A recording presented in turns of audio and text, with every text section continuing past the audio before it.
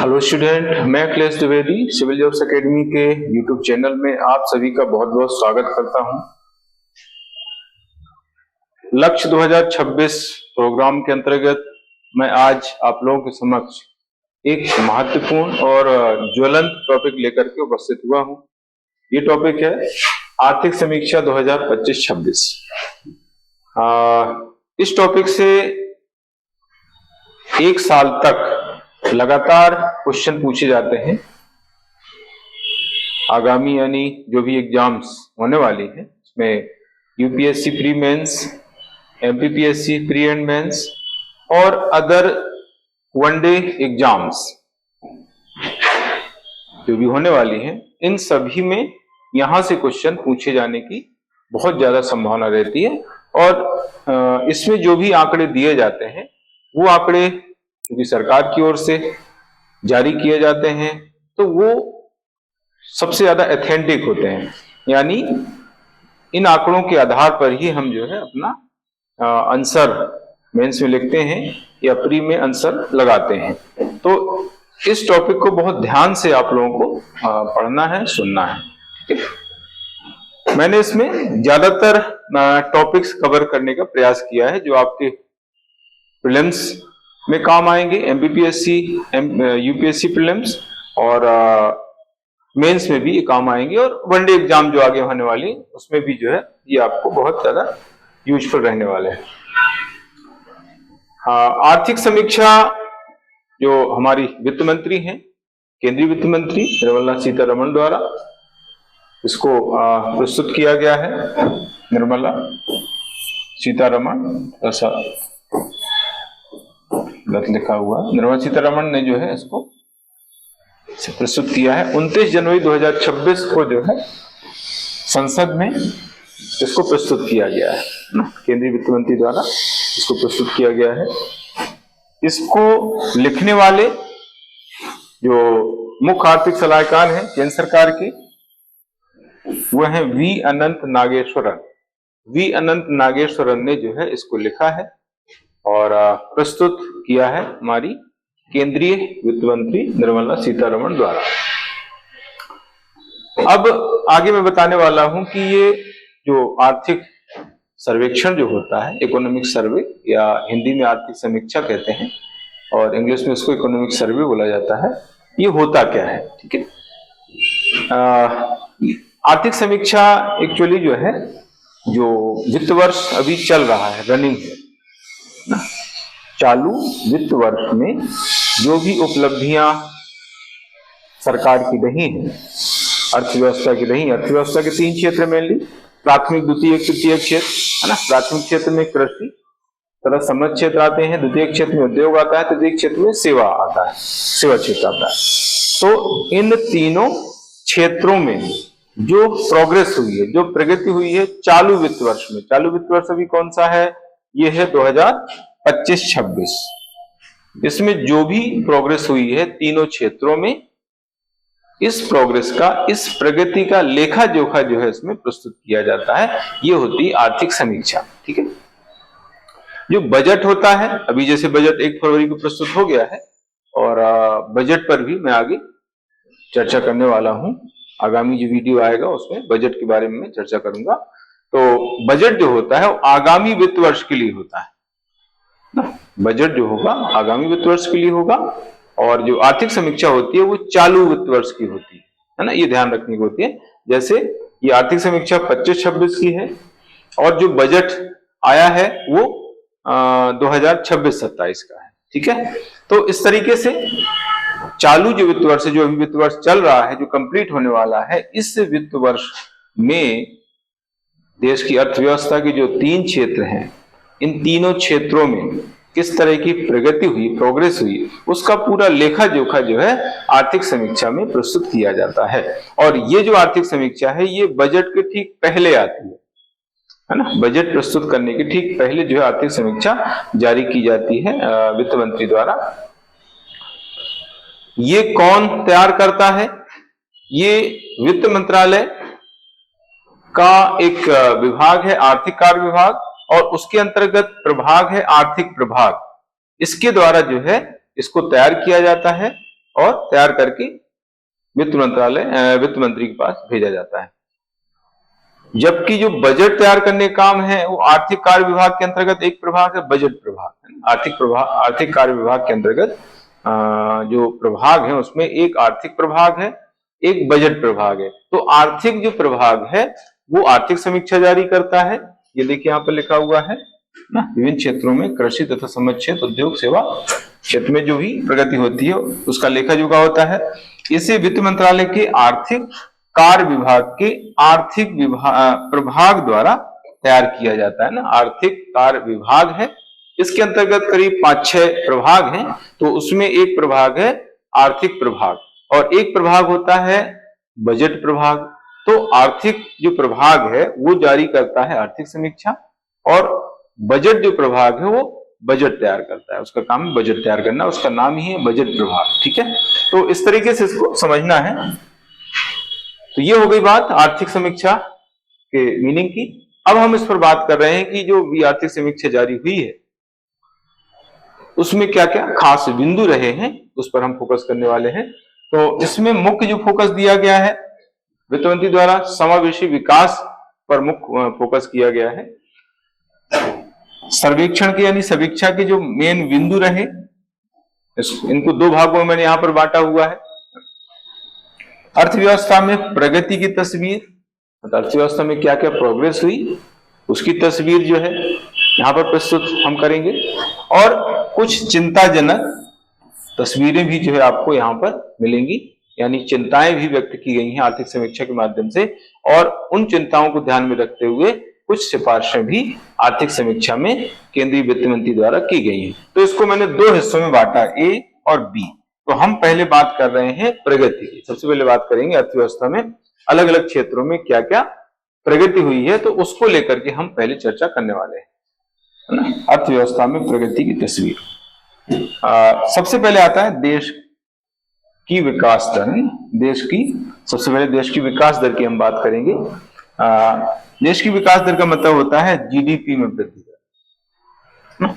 GDP में वृद्धि दर को देश की विकास दर कहा जाता है। तो इसका अनुमान क्या लगाया गया है अलग अलग वर्षों में, वित्त वर्षों में। इसमें 2026-27 में जो अनुमान लगाया गया है विकास दर का वो रहने वाली है 6.8 से 7.2% तक हमारे देश की विकास दर रहेगी, ऐसा अनुमान इसमें लगाया गया है।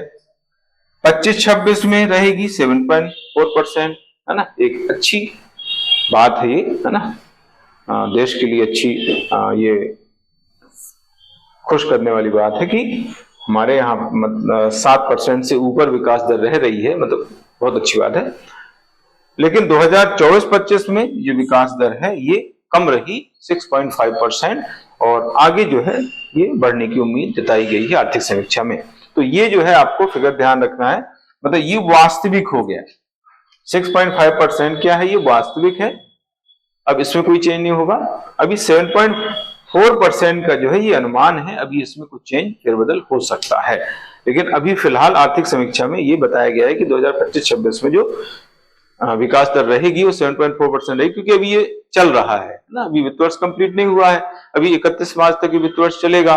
तो अभी जो 1-2 महीने का समय है उसमें कुछ अगर चेंज होता है तो वो बाद में पता चलेगा हमें एग्जैक्ट स्थिति। अभी आपको अगर पूछा जाता है एग्जाम में कि आर्थिक समीक्षा 2025-26 के अनुसार 2025-26 में देश की विकास दर कितनी रहने का अनुमान है, तो आपको यही लगाना पड़ेगा 7.4%। आगे अभी संशोधित अनुमान आ जाएंगे तो उसमें जो है इसमें कुछ चेंज हो सकता है या इतना ही हो सकता है। और 2026-27 अभी इसमें तो खैर बहुत चेंज होंगे बाद में, तो बात की बात है। जीवी यानी ग्रॉस वैल्यू एडिड, है ना। अभी चूंकि समय नहीं है इनको समझाने का, अभी हम सिर्फ डेटा की बात कर रहे हैं, इनकी कॉन्सेप्ट की बात नहीं कर रहे हैं। जीडीपी है, जीवीए क्या होते हैं, ये अलग से इसकी क्लासेस में बताया जाता है। यहाँ पर हम सिर्फ बात कर रहे हैं कि इनकी स्थिति क्या है, कॉन्सेप्ट वाइज यहाँ पर हम बात नहीं कर रहे हैं। तो जीवीए में ग्रॉस वैल्यू एडिड, यानी इसको हिंदी में कहते हैं सकल मूल संवर्धन, इसमें जो वृद्धि रहने वाली है 2025-26 में वो 7.3% के आसपास, यानी जीडीपी में वृद्धि रहेगी सेम ईयर में 7.4%। लेकिन जीबीए में जो वृद्धि रहेगी वो थोड़ा सा कम 7.3% रहेगी, ऐसा अनुमान इसमें लगाया गया है ना। इसमें भी देखो वही बताया गया 6.8% से 7.2% तक जो है ये बताया गया है। तो ये तो हो गई बात देश की विकास दर की। इसके बाद आगे कृषि विकास दर का जो अनुमान लगाया गया है, ये भी इंपॉर्टेंट फैक्ट है कृषि के संबंध में। कृषि का जो टॉपिक रहता है उसमें हमें ये डेटा लिखने होते हैं। आपका जो मेंस है, खासतौर से एमपीपीएससी का मेंस है, यूपीएससी का मेंस है, उसमें ये सारे टॉपिक आपको दिए गए हैं, तो वहां पर ये सारे डेटा आपको काम आएंगे। उसमें हमें आर्थिक समीक्षा का उल्लेख करते हुए ये डेटा लिखने होते हैं। पिछले 5 वर्षों के दौरान कृषि तथा संबद्ध क्षेत्र की औसत वार्षिक वृद्धि दर जो रही है वो 4.4% रही है। लगभग वही चीज यहां पर 10 सालों की बात कही, 2016 से 2025 तक, यानी 10 साल का, लगभग 9-10 साल का ड्यूरेशन हो गया। उसमें भी जो है औसत जो वार्षिक वृद्धि दर रही है कृषि में वो 4.4%, यानी 4.4 लगभग वही 4.45% वही है स्थिति। 2025-26 में दूसरी जो तिमाही है उसमें कृषि की जो विकास दर है वो 3.5% रहने का अनुमान लगाया गया है। दूसरी तिमाही ये है। तो ये इस तरीके से कृषि विकास दर का अनुमान। फिर एक डेटा विश्व बैंक का यहां पर बताया गया है, ये विश्व बैंक का डेटा है लेकिन आर्थिक समीक्षा में ही बताया गया था।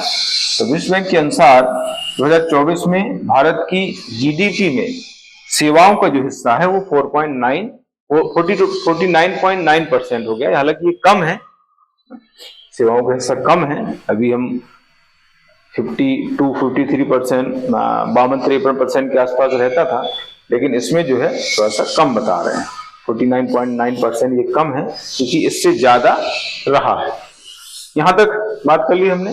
अब हम बात करते हैं राजकोषीय घाटे, फिस्कल डेफिसिट। राजकोषीय घाटा है ना, राजकोषीय घाटा सबसे बड़ा घाटा होता है। यहां से बहुत सारे क्वेश्चंस एग्जाम में आते हैं।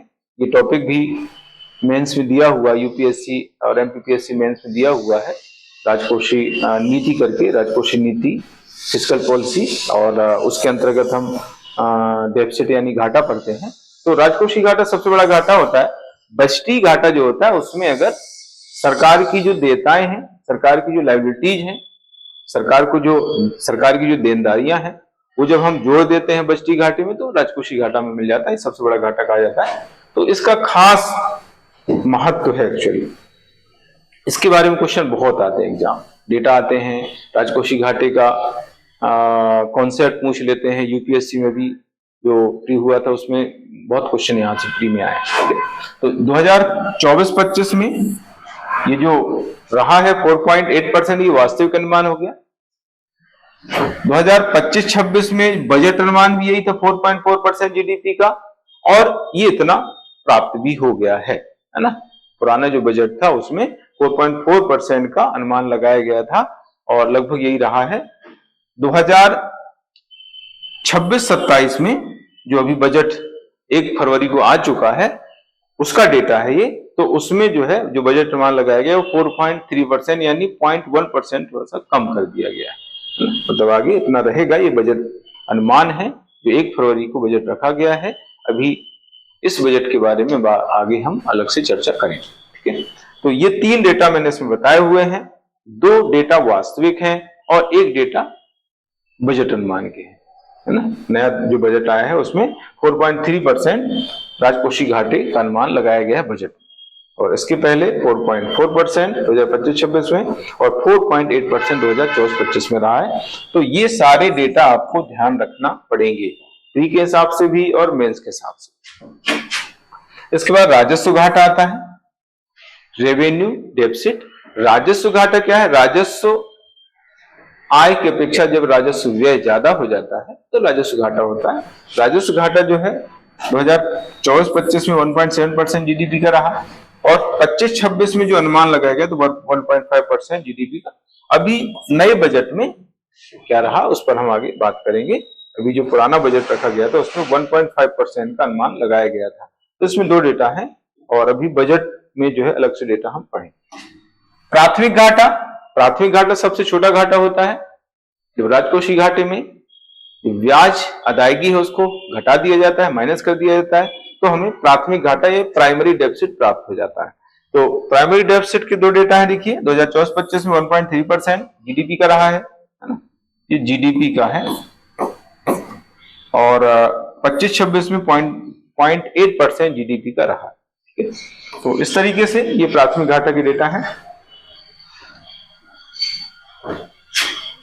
अब कुल केंद्रीय करों में प्रत्यक्ष करों की हिस्सेदारी है ना, इनडायरेक्ट टैक्स का जो हिस्सा है वो अभी ज्यादा हो रहा है डायरेक्ट टैक्स की अपेक्षा, यानी अप्रत्यक्ष करों की अपेक्षा प्रत्यक्ष करों की हिस्सेदारी टोटल जो केंद्रीय कर है उनमें ज्यादा हो रहा है। तो 2024-25 में ये जो हिस्सेदारी रही है 58.8%, यानी बाकी जो है वो इनडायरेक्ट टैक्स की रही है, इनडायरेक्ट टैक्सेस की यानी अप्रत्यक्ष करों की हिस्सेदारी बाकी रही है 58.8% जो हिस्सेदारी है वो प्रत्यक्ष करों की रही है कुल केंद्रीय करों में। ये केंद्र सरकार की राजस्व प्राप्तियां, केंद्रीय सरकार की राजस्व प्राप्तियां जो है 2025-26 में कितनी रही हैं, जीडीपी का 9.2% रही है। टोटल जो प्राप्तियां हैं उनमें राजस्व प्राप्तियां रही हैं 9.2% केंद्र सरकार की टोटल प्राप्तियों में। तो ये है डेटा। अब बात कर रहे हैं बेरोजगारी, गरीबी तथा महिला रोजगार में वृद्धि। तीन चीजें हैं इसमें और तीनों में प्रोग्रेस देखने को मिल रही है। तो सबसे पहले है बेरोजगारी की दर। रोजगारी की दर में निरंतर कमी आ रही है, आप देख सकते हैं 2024-25 का डेटा इसमें दिया हुआ है 3.2% बेरोजगारी की दर, जबकि 2017-18 में डेटा था 5.6% और अभी घट करके ये हो गया है 3.2%। ठीक है, तो बेरोजगारी दर में कमी दिख रही है। इसी तरीके से रोजगार में महिलाओं की भागीदारी, इसमें वृद्धि हुई है। 2025-26 का डेटा है ये 41.7% जो है हिस्सेदारी है टोटल रोजगार में महिलाओं की, और 2017-18 में ये जो है हिस्सेदारी थी 23.3%, जो बढ़कर के 25-26 में हो गई है 41.7%, है ना। तो ये प्रगति की बात हम यहां पर कर रहे हैं, प्रगति हुई है। इस तरीके से गरीबी की स्थिति अगर हम देखें, है ना, नीति आयोग की जो रिपोर्ट है ना, बहुआयामी गरीबी सूचकांक एमपीआई नीति आयोग द्वारा जारी किया जाता है। तो उस सूचकांक में भारत की गरीबी की स्थिति बताई गई है। 2022-23 का डेटा है ये, अभी यही डेटा चल रहा है। ये है 11.28%, है ना, अभी नया डेटा नहीं आया, यही डेटा है और आर्थिक सर्वेक्षण में भी ये डेटा दिया हुआ है 11.28%, जो आपको आगे काम आएगा। जबकि 2005-6 में ये डेटा था 55.3%, यानी 55.3% से घट करके अभी गरीबी हो गई है 11.28%। आंकड़ों के हिसाब से ऐसा है, वास्तविकता क्या है उस पर हम नहीं जाएंगे। ठीक है, आंकड़ों में ये बात कही है क्योंकि आपको आंकड़े ही लिखना है ना।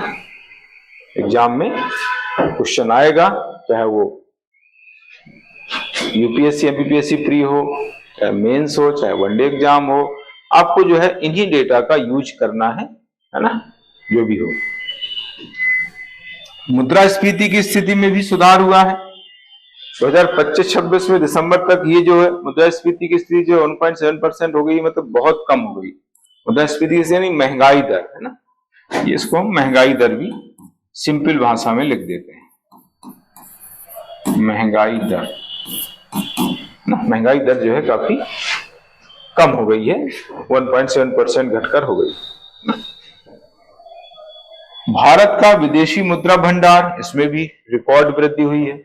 ये डेटा है 16 जनवरी 2026 तक का 701.4 अरब डॉलर हो गया है ना। अरब डॉलर है ये, अरब डॉलर, ठीक है, रिकॉर्ड 701.4 अरब डॉलर जो है ये डेटा है जनवरी 2026 तक का, जिसमें ये वृद्धि हुई है। इसके बाद है अखिल भारतीय प्रत्यक्ष विदेशी निवेश, यानी एफडीआई। ठीक है, आरबीआई के आंकड़ों के हिसाब से अगर हम देखें तो 2024-25 में भारत में कुल जो एफडीआई अंतर प्रवाह हुआ है, मतलब हमारे यहां पर निवेश हुआ है, बाहर से जो कंपनियां हैं उन्होंने जो है यहाँ पर निवेश किया है, उसको हम कहते हैं एफडीआई, प्रत्यक्ष विदेशी निवेश। ये रहा है 81 अरब डॉलर, है ना, 81 अरब डॉलर जो है भारत में विदेशी निवेश हुआ 2024-25 में। अप्रैल से नवंबर 2025 के दौरान ये जो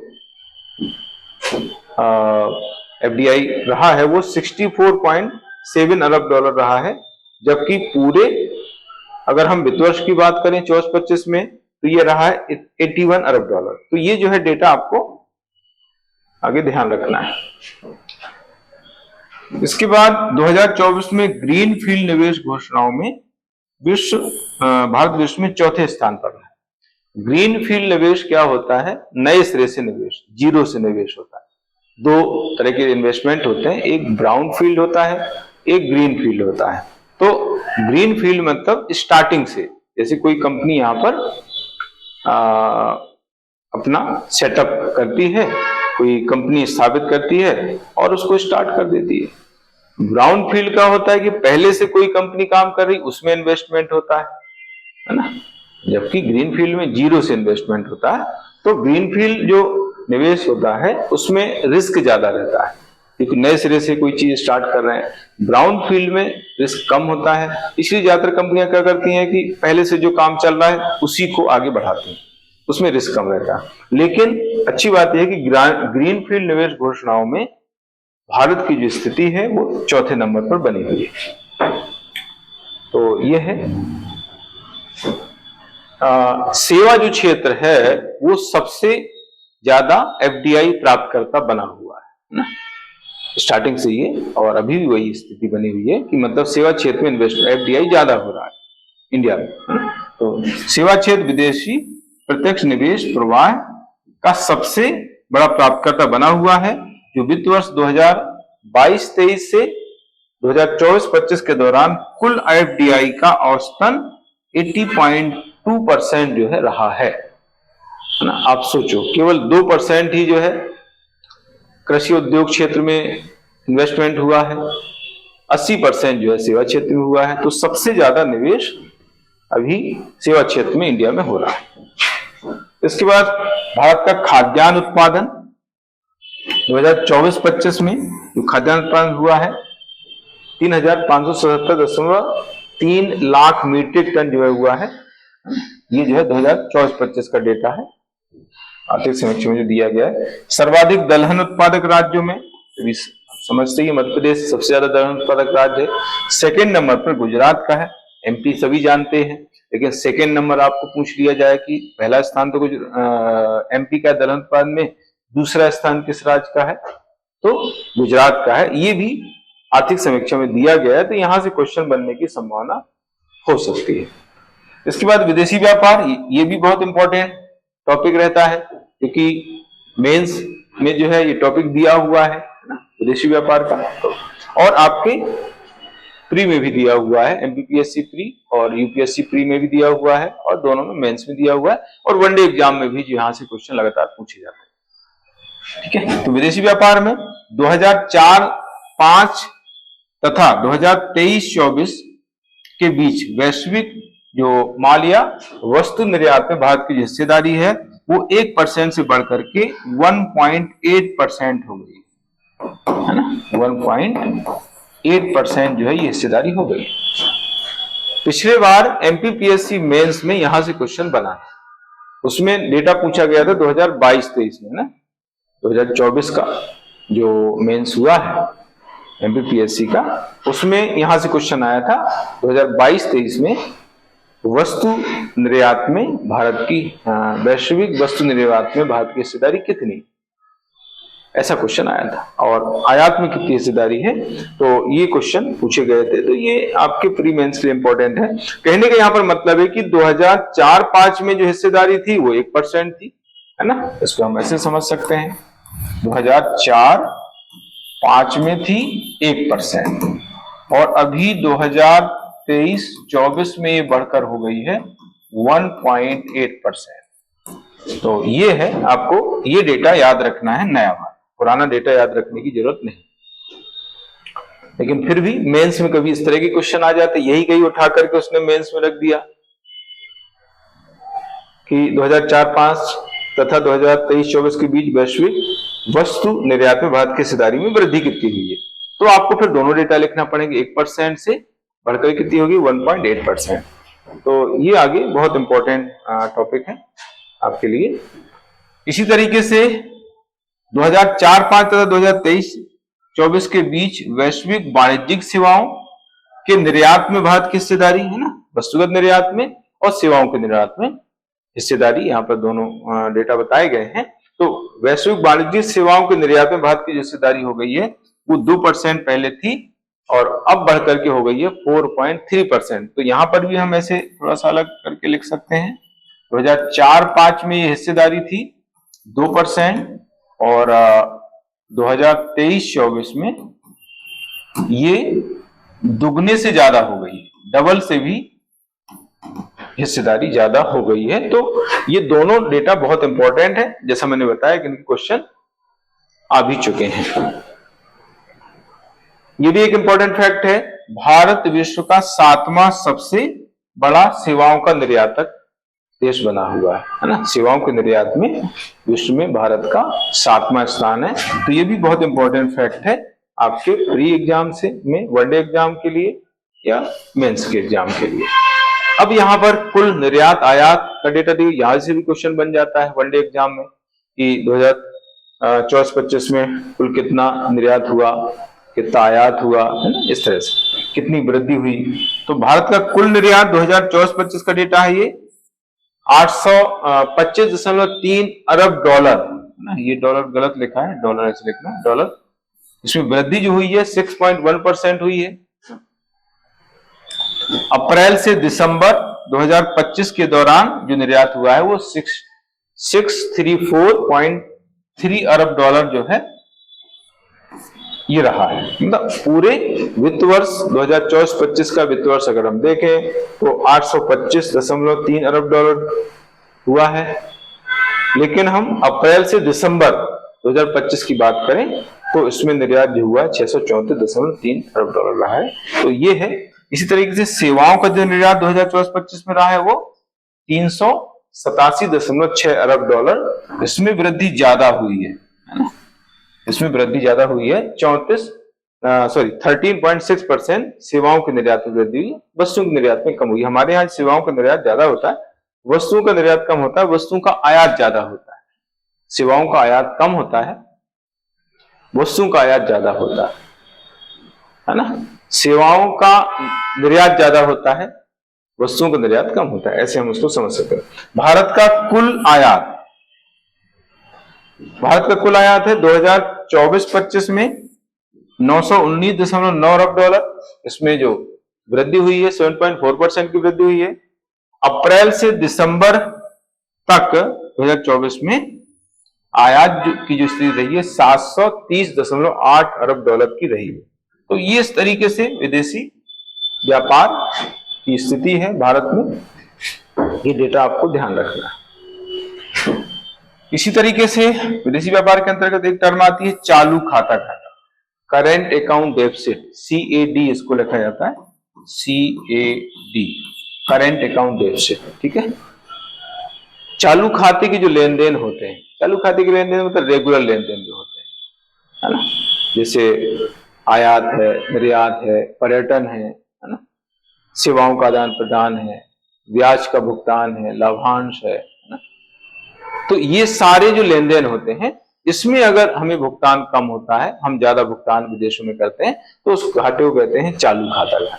इसमें दृश्य मदें भी आती हैं और अदृश्य मदें भी आती हैं, दोनों मदों को इसमें सम्मिलित किया जाता है चालू खाते घाटे में। तो 2024-25 में ये जो रहा है वो रहा है 1.3% है ये, और 25-26 में ये 0.8% रहा है GDP का। ये पहली छमाही के डेटा यहाँ पर दिए गए हैं, दोनों की पहली छमाही के डेटा है, यानी पहले 6 महीने के डेटा है। ये वित्त वर्ष के स्टार्टिंग के 6 महीने की डेटा है। ये 2025-26 में 0.8% और 24-25 में 1.3%, यानी ये कम हुआ है। ये अच्छी बात, प्रगति की बात है कि चालू खाता घाटा हमारा कम हो रहा है। बिजली क्षेत्र में प्रोग्रेस क्या हुई है? भारत में नवंबर 2025 तक विद्युत स्थापित जो क्षमता है वो 509.74 गीगावाट हो गई। और ये जो वृद्धि हुई है 11.6% की वृद्धि हुई है, तो यहाँ पर भी प्रोग्रेस दिख रही है ना। बिजली उत्पादन में हमारे यहाँ लगातार वृद्धि हो रही है, ये प्रगति की बात है। भारत की कुल विद्युत उत्पादन क्षमता में नवीकरणीय ऊर्जा का जो हिस्सा है वो लगभग 49.83% है ना। 2030 तक जो है इसको 50% करने का लक्ष्य है। मतलब टोटल जो उत्पादन हमारे यहाँ हो रहा है परंपरागत और गैर परंपरागत है ना, गैर नवीकरणीय है ना। तो नवीकरणीय जो ऊर्जा है या गैर परंपरागत जो ऊर्जा या अक्षय ऊर्जा है उसकी हिस्सेदारी टोटल में कितनी करना है, 50% करना है। 2030 तक का ऐसा लक्ष्य रखा गया है। ये पेरिस समझौते के तहत ऐसा लक्ष्य गया, लेकिन हमने जो है अभी प्राप्त कर लिया है। इंडिया में ये जो है प्राप्त हो चुका है। 50% हम जो है नवीकरणीय ऊर्जा का उत्पादन टोटल उत्पादन का कर रहे हैं। ठीक है, लगभग वही है, देखिए 49.83% है। भारत का समग्र आरी यानी रेन्युअल एनर्जी तथा स्थापित सौर ऊर्जा, रेन्युअल एनर्जी तथा स्थापित सौर ऊर्जा में विश्व स्तर पर जो स्थान है वो तीसरा स्थान है। इसमें फर्स्ट चाइना है और सेकंड यूएसए है ना। चाइना जो है रेन्युअल एनर्जी और सौर एनर्जी में प्रथम स्थान पर चल रहा है और यूएसए सेकंड है। जापान का पहले सौर ऊर्जा के उत्पादन में जापान का तीसरा स्थान हुआ करता था, अभी जो है इंडिया ने जापान को पीछे करके और सौर ऊर्जा के उत्पादन में तीसरा स्थान प्राप्त कर लिया है। तो ये स्थिति है, उपलब्धि है इंडिया की। इसके बाद नवाचार, भारत की ग्लोबल इनोवेशन इंडेक्स में जो रैंक रही है 2025 में 38वीं रही है, यानी इनोवेशन के मामले में जो हम आगे बढ़ रहे हैं। 2019 में ये रैंक थी 66, मतलब 66 से हमने छलांग लगा ली, ये हो गई है 38। 2025 में जो ये रैंक डिसाइड की गई है, जो घोषित की गई है ग्लोबल इनोवेशन इंडेक्स में, वो 38वीं हो गई है। तो ये भी एक अच्छी प्रगति है इंडिया में। विमानन क्षेत्र में भी प्रगति है। भारत विश्व का तीसरा सबसे बड़ा घरेलू विमानन बाजार है ना। इसमें फर्स्ट यूएसए का आता है और सेकंड चाइना का स्थान है ना। घरेलू विमानन बाजार के मामले में सबसे आगे है यूएसए, सेकंड नंबर पर चाइना है और थर्ड नंबर इंडिया का है। भारत में हवाई अड्डों की संख्या 2025 में 164 हो गई है। 2014 में इनकी संख्या थी 74 और 2025 में बढ़कर के हो गए 164। तो ये भी यहां पर भी प्रगति आप देख सकते हैं। फिर आता है विदेशी ऋण की स्थिति। टोटल जो ऋण है वैश्विक ऋण, यानी टोटल विश्व में दिसंबर 2024 तक की ऋण की जो स्थिति है वो है 104.4 ट्रिलियन डॉलर जो है ये ऋण की स्थिति है। टोटल वैश्विक ऋण की स्थिति है ना। वैश्विक विदेशी ऋण की स्थिति है। कुल वैश्विक विदेशी ऋण में विकसित अर्थव्यवस्थाओं की हिस्सेदारी वो सबसे ज्यादा है 88.1%। बाकी जो है, यानी बाकी जो हिस्सेदारी जो बची हुई है, यानी लगभग 12% के आसपास जो है वो बाकी देशों की है। उसमें विकासशील भी आ गए और अविकसित भी आ गए। विकसित जो अर्थव्यवस्थाएं हैं यानी विकसित जो देश हैं उनके ऊपर ज्यादा कर्ज है ये, है ना। वैश्विक विदेशी ऋण के मामले में भारत का जो स्थान है वो 21वां है। ठीक है, विश्व में 21वां स्थान है। G20 के देशों में भारत की स्थिति भी नीचे है, अच्छी बात है, 11वां स्थान है। ओवरऑल 21वां है। G20 में जो कंट्रीज हैं उनमें 11वां स्थान है। भारत का कुल विदेशी ऋण जो है वो 718.2 अरब डॉलर है। ये स्थिति दिसंबर 2025 तक की है। ठीक है, 718.2 अरब डॉलर भारत का कुल विदेशी ऋण है। भारत का विदेशी ऋण से जीडीपी का जो अनुपात है वो 18.4% है। वैश्विक विदेशी ऋण में भारत की जो हिस्सेदारी है वो काफी कम है, यानी 1% से भी कम है, 0.69%, यानी अन्य देशों की तुलना में भारत का ऋण कम है ना। ये एक भारत के लिए एक शुभ संकेत है। तो यहां तक स्थिति क्लियर हो गई विदेशी ऋण से संबंधित। इसके बाद आगे अब है चिंताजनक तस्वीर तथा सिफारिशें। कुछ चिंताएं भी आर्थिक समीक्षा में व्यक्त की गई हैं। एक्चुअली ये पहला अवसर है जब आर्थिक समीक्षा में कुछ अलग चीजें बताई गई है ना। आर्थिक समीक्षा तो अर्थव्यवस्था की बात होती है, लेकिन ये पहला अवसर है जब आर्थिक सर्वे में शारीरिक मानसिक सेहत पर भी फोकस किया गया है ना।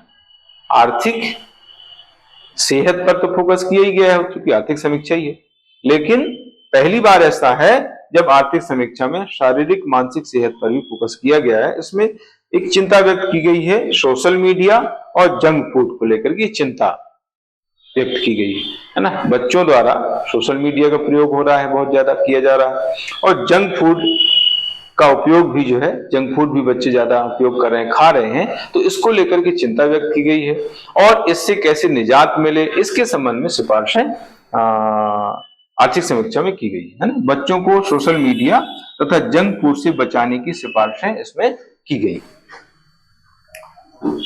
क्या सिफारिशें देखिए इसमें बताया गया है आगे। सोशल मीडिया इस्तेमाल करने के लिए उम्र सीमा तय हो, ये इसमें डिसाइड किया गया है। शायद आप लोगों ने सुना होगा कि ऑस्ट्रेलिया मेरे ख्याल से पहली कंट्री हो गई है जिसने बच्चों पर सोशल मीडिया के प्रयोग पर बैन कर दिया है ना। बच्चे सोशल मीडिया 16 वर्ष से कम उम्र के जो बच्चे हैं वो सोशल मीडिया का उपयोग नहीं कर सकते हैं, बैन कर दिया गया। तो उसी आधार पर ये आर्थिक समीक्षा में बात कही गई है ना।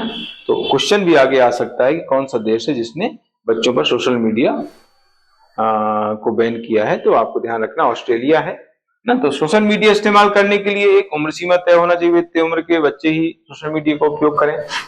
डिजिटल लत से बच्चों को बचाने के लिए ऑनलाइन क्लासेस कम की जाए। ऑनलाइन क्लासेस अभी बहुत ज्यादा चल रही हैं, बच्चे ज्यादातर ऑनलाइन क्लासेस से पढ़ते हैं, देखते हैं, तो उनकी कहीं ना कहीं आंखें खराब होती हैं, उनकी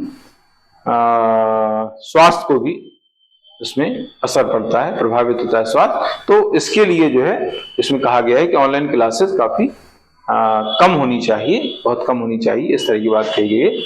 जंक फूड के विज्ञापनों पर सुबह 6 से रात 11 बजे तक पाबंदी हो, यानी इसके अलावा का जो समय है उसमें जंक फूड पर विज्ञापन हो ताकि बच्चे न देख पाए है ना। बच्चे वो देखते हैं तो उनको लगता है करे सेलिब्रिटी है ना, बड़ी बड़ी सेलिब्रिटी जो है इस तरह का जो विज्ञापन करते हैं तो बच्चों को लगता है कि अच्छी चीज है, तो इसलिए जो है बच्चे खाते हैं। तो ये कहा गया कि 6 बजे, सुबह 6 बजे से रात 11 बजे तक जो है पाबंदी हो, यानी इसके पहले, यानी 6 बजे के पहले 11 बजे के बाद जो है इन पर विज्ञापन हो तो उसमें कोई प्रॉब्लम नहीं हो। तो इस तरीके से ये खास सिफारिशें की गई हैं और इंपॉर्टेंट बातें मैंने आर्थिक समीक्षा की बताई हैं। इसी तरीके से मैं आप लोगों को महत्वपूर्ण जानकारियां देता रहूंगा, आप लोग जुड़े रहें। अभी जो नए आए हैं वो हमारे चैनल को सब्सक्राइब करें और वीडियो को लाइक करें, शेयर करें, जिससे आपके जो दोस्त हैं उनको भी ये महत्वपूर्ण जानकारी उपलब्ध हो सके। आप सभी का दिन शुभ हो। जय हिंद, गुड लक।